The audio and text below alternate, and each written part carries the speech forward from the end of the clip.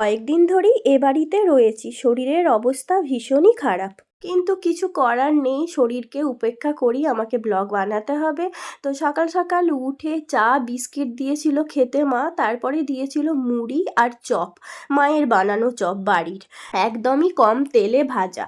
তারপরে দেখো আমি স্নান টান করে নিয়েছিলাম, দিয়ে ছাদেতে জামা কাপড় শুকোতে দিতে গিয়েছিলাম, কিন্তু গিয়ে দেখছি যে আকাশের অবস্থা ভীষণই খারাপ, মেঘ করে রয়েছে, সূর্যের কোনো দেখাই নেই।